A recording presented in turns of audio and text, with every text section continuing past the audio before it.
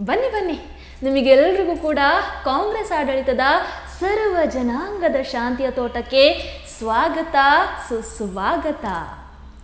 ಅಲ್ಪಸಂಖ್ಯಾತರಿಗೆ 10,000 ಕೋಟಿ ಅನುದಾನವನ್ನು ಕೊಡ್ತೀವಿ.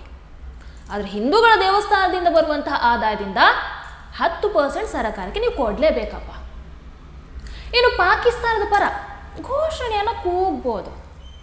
ಇನ್ನು ಕೆಫೆ ಒಳಗೆ ನುಗ್ಗಿ ಆರಾಮ್ಸೆ ಬಾಂಬ್ ಬಿಟ್ಟು ಬರಬಹುದು. ಆದರೆ ನೀವು ಭಗವದ್ ಧ್ವಜವನ್ನು ಹಾರಿಸೋ ಹಾಗಿಲ್ಲ, ಹನುಮಾನ್ ಚಾಲಿಸ ಅಂತೂ ಹಾಕೋ ಹಾಗೆ ಇಲ್ಲ. ಇನ್ನು ಯಾರು ತಪ್ಪು ಮಾಡ್ತಾರಲ್ಲ ಅವರ ಮೇಲೆ FIR ಹಾಕೋದಕ್ಕೆ ಹಿಂದೂ ಮುಂದೆ ನೋಡ್ತೀವಿ. ಆದರೆ ಯಾರು ತಪ್ಪು ಅಂತ ಹೇಳಿ ಖಂಡಿಸ್ತಾರಲ್ಲ ಅವರ ಮೇಲೆ ಆನ್ ಸ್ಪಾಟ್ FIR ಹಾಕೇ ಬಿಡ್ತೀವಪ್ಪ. ಇದನ್ನೆಲ್ಲ ಕೇಳಿಸ್ಕೊಂಡು ಬೈಕೊಳ್ತಾ ಇದ್ದೀರಾ? ಬೈಕೊಳ್ಬೇಡಿ. ಯಾಕೆ ಅಂತ ಕೇಳಿದ್ರಾ,